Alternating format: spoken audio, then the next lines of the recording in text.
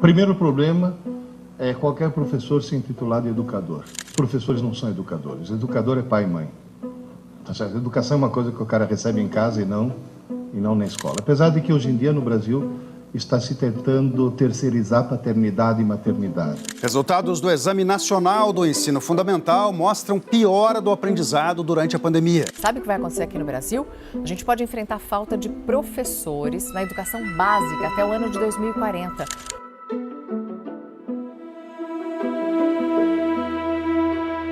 Dos brasileiros, junto com a erradicação da miséria, será prioridade do meu governo a luta pela qualidade da educação.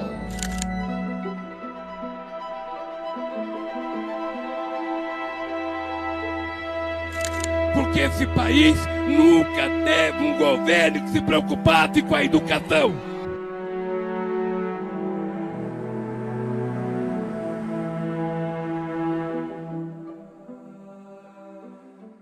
No passado do Brasil, as sementes da educação foram plantadas através das ações dos jesuítas durante o período colonial. Nesse cenário, ergueu-se em São Paulo o Pateódo Colégio, a primeira escola brasileira. Essa instituição marcava o início de um novo caminho, onde o aprendizado abraçava tanto o letramento quanto a catequese. Inicialmente, eram os filhos dos nativos, os índios, que adentravam os bancos escolares. Mas, com o tempo, os descendentes dos proprietários de terra, que haviam enraizado suas vidas em solo brasileiro, passaram a se beneficiar das lições ministradas pelos jesuítas.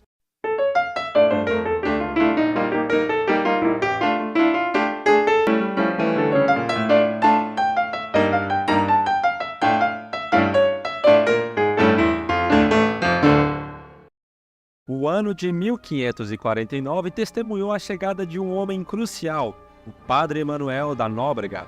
A bordo da caravela do governador-geral Tomé de Souza, ele ancorou nas terras tropicais do Brasil e assim começou um período que se estendeu até 1759, quando Sebastião José de Carvalho e Melo, o Marquês do Pombal, desencadeou a expulsão da Companhia de Jesus. Durante esses anos, os jesuítas exerceram sua influência sobre o sistema educacional brasileiro. Os padres jesuítas, personagens centrais nesse enredo, eram membros de uma ordem religiosa que desempenhou um papel significativo na história. Suas ações e feitos mudaram a base da educação no país. E assim, quando os jesuítas partiram, um vazio se formou. Para suprir essa lacuna, o Marquês do Pombal tomou medidas. Ele estabeleceu o ensino régio, financiado pelo Estado, exigindo que os professores passassem por concursos para lecionar. O ano de 1760 marcou o início desse novo sistema, mas as aulas só ecoaram nas salas do Rio de Janeiro em 1774.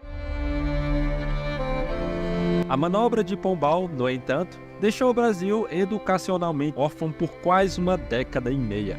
Somente aqueles em situações favoráveis tinham o privilégio de contratar tutores particulares e buscar educação no exterior. Com a ressurreição das aulas, a fase inicial, conhecida como estudos menores, englobava a artes de ler, escrever e contar, além das humanidades, como língua grega e latina. Pela primeira vez, a responsabilidade educacional estava na mão do Estado, buscando ser circular, embora o catolicismo ainda estivesse profundamente entrelaçado.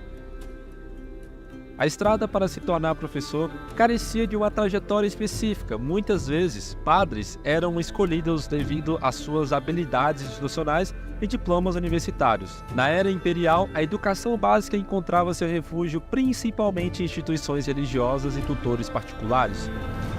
No reinado de Dom Pedro I, a segmentação dos níveis do ensino e a introdução do método Lancaster entraram em cena. Sob o reinado de Dom Pedro II, em 1837, nasceu o Imperial Colégio Dom Pedro II, uma referência para as outras instituições educacionais no Brasil.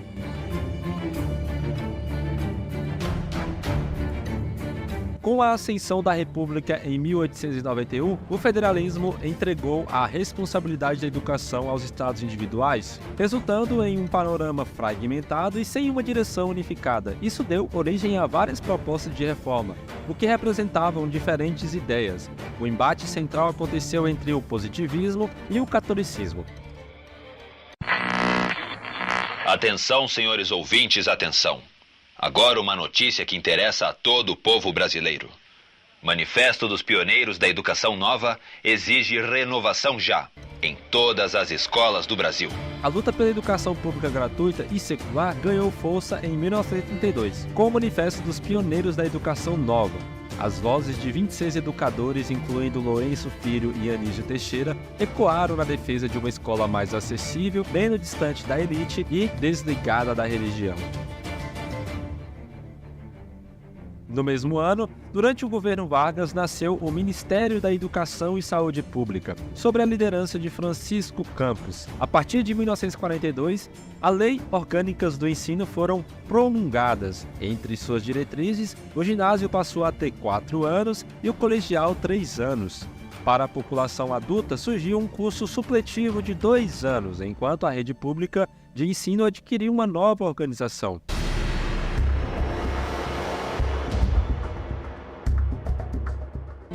Durante o regime militar, a educação primária enfatizava a formação intelectual, enquanto a secundária visava preparar para o mercado de trabalho. Foi nessa época que surgiu o Mombral, um movimento de alfabetização e disciplina de moral e cívica, o que propunha valores de cidadania, patriotismo, família e religião. Em julho de 1971, o ministro da Educação e Cultura, João Braz Passarinho, oficializou o vestibular classificatório nas universidades. No mês seguinte, a Lei nº 5.692 foi sancionada, reestruturando o sistema de ensino em primeiro e segundo graus, substituindo os termos primário, ginásio e colegial. Com o tempo, a obrigatoriedade escolar estendeu-se aos 14 anos, eliminando a necessidade de exame de admissão para ingressar no ginásio. A nova república marcou um avanço significativo na estatização do ensino no Brasil. Em 1995, Fernando Henrique Cardoso assumiu a presidência, tendo Paulo Renato Souza como ministro da Educação.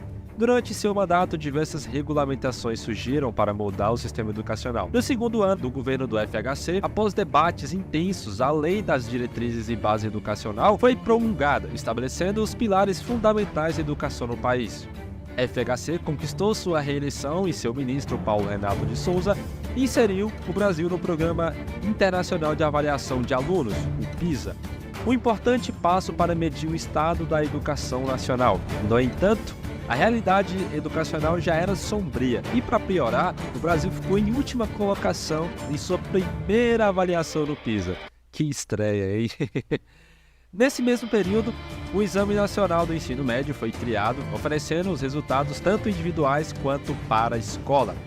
Em 2009, esse exame substituiu o tradicional vestibular como forma de ingresso para o ensino superior. Os parâmetros curriculares nacionais e o Referencial Curricular Nacional da Educação Infantil também ganharam vida durante essa época, contribuindo para direcionar a educação em direções mais uniformes e eficazes. Em 2001, foi aprovado o Plano Nacional de Educação, uma iniciativa prevista na Constituição que delineou metas e objetivos para a década seguinte, buscando moldar e melhorar o cenário educacional.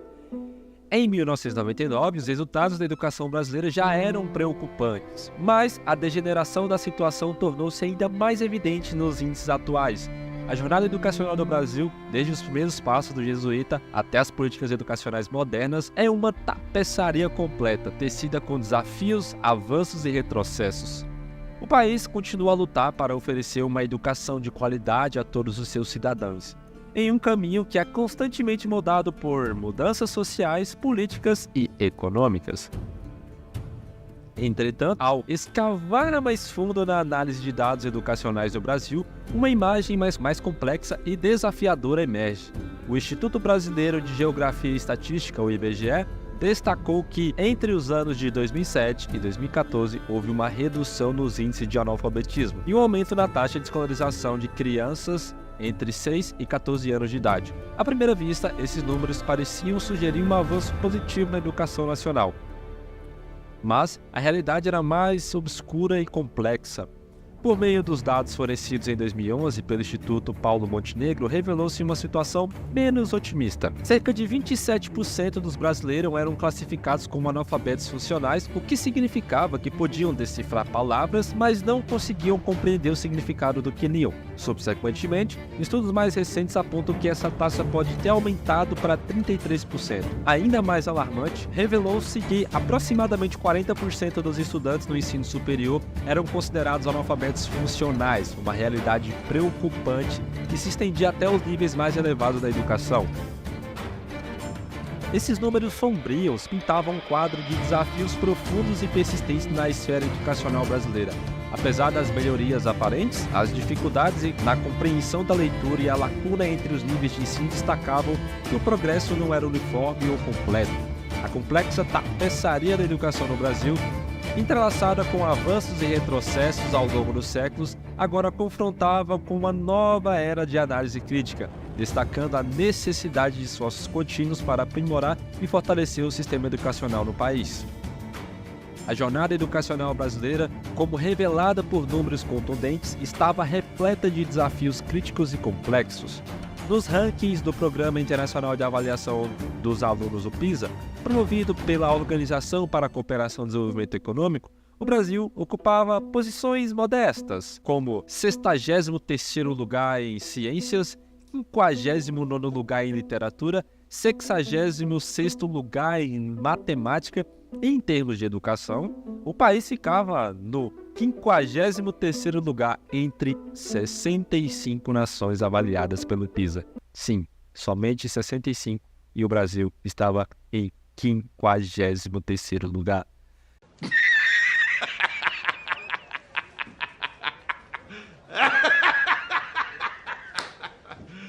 Esses números só sublinhavam a lacuna existente entre o investimento em educação e a qualidade real do ensino no Brasil.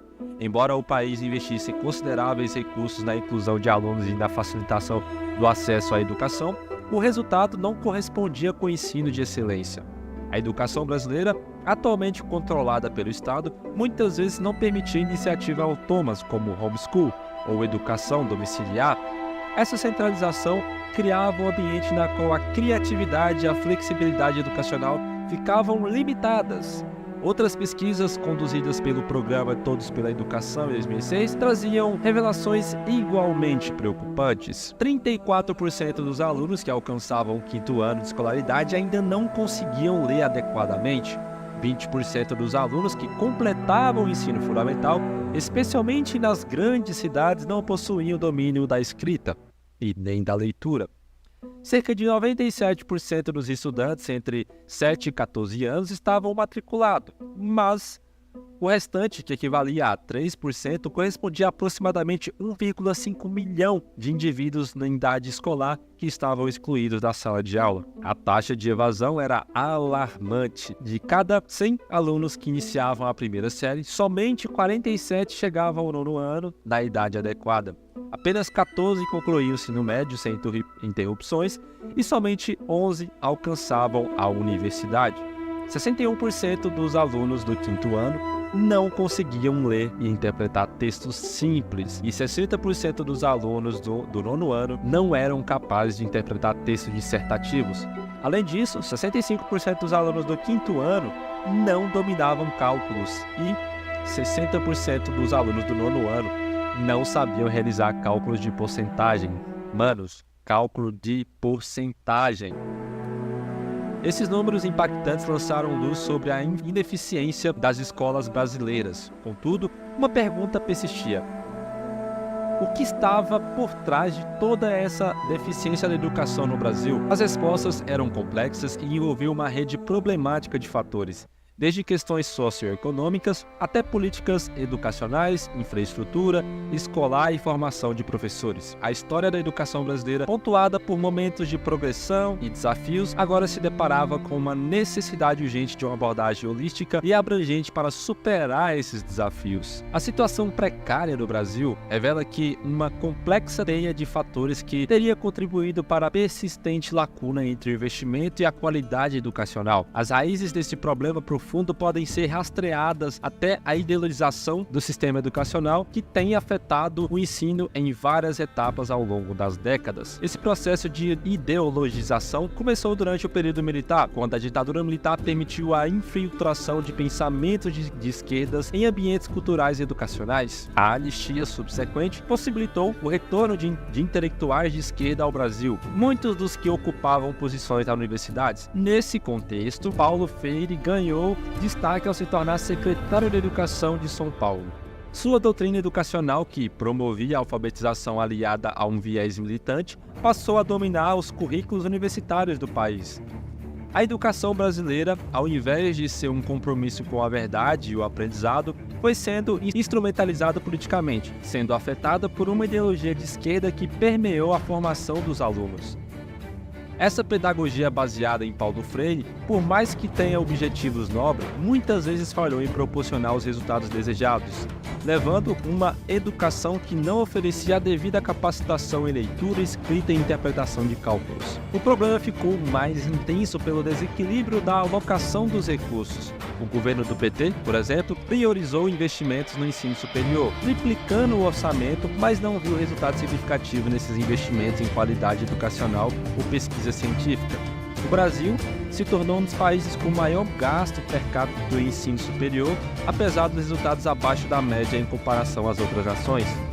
A Base Nacional Comum Curricular e o Plano Nacional do Livro Didático também contribuíram para a padronização ideológica do ensino. A BNCC definiu um currículo obrigatório para todas as escolas do país, reduzindo a liberdade pedagógica das escolas e impondo uma visão de mundo específica. O PNLD, por sua vez, controlou os conteúdos de livros didáticos, muitas vezes impondo uma única perspectiva ideológica. Somando-se a esses fatores, a falta de foco na educação básica e a concentração de recursos nas universidades também agravaram a situação.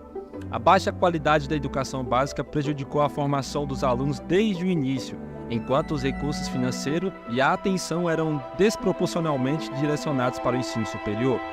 O cenário educacional brasileiro, assim, se tornou uma confluência de problemas profundamente enraizados, incluindo a ideologização do ensino e a superestatização, o foco desproporcional da educação universitária e o interesse financeiro muitas vezes acima do compromisso genuíno com a educação de qualidade. Para enfrentar esses desafios, uma abordagem abrangente e reformas profundas são essenciais, visando aprimorar o sistema educacional e proporcionar oportunidades de aprendizados eficazes para todas as camadas da sociedade. A busca por soluções para os problemas educacionais do Brasil é um desafio complexo, que requer análise profundas e esforços colaborativos. No entanto, diante dos desafios expostos, algumas questões emergem como prioridades cruciais para a transformação da educação no Brasil. É crucial equilibrar os investimentos em todos os níveis educacionais, desde o ensino básico até o superior. Uma alocação justa de recursos permitirá fortalecer a formação de alunos desde as fases iniciais, estabelecendo uma base sólida para o desenvolvimento acadêmico futuro. Garantir a liberdade de docência é fundamental para a promoção da criatividade, inovação e qualidade no ensino. Professores devem ter espaço para adaptar suas abordagens às necessidades dos alunos no contexto local, sem a imposição de uma única perspectiva ideológica. A educação precisa se distanciar das abordagens ideologizantes, que limitam a liberdade do pensamento e a exposição a diferentes perspectivas. O ensino imparcial e baseado em fatos é essencial para o desenvolvimento crítico dos alunos. Uma mudança de paradigma é necessária, onde o foco da educação esteja na busca pelo conhecimento, na habilidade de pensar criticamente e na busca pela verdade, em vez de apenas preparar os alunos para o mercado de trabalho. A jornada para melhorar a educação no Brasil é um empreendimento complexo e duradouro, envolvendo uma série de reformas e mudanças de paradigma. No entanto, ao abordar questões como equidade de investimento, liberdade de ensino, abandono do ensino ideologizado e um foco renovado na busca pelo conhecimento, o país pode caminhar em direção a uma educação mais eficaz, inclusiva e transformadora para gerações futuras.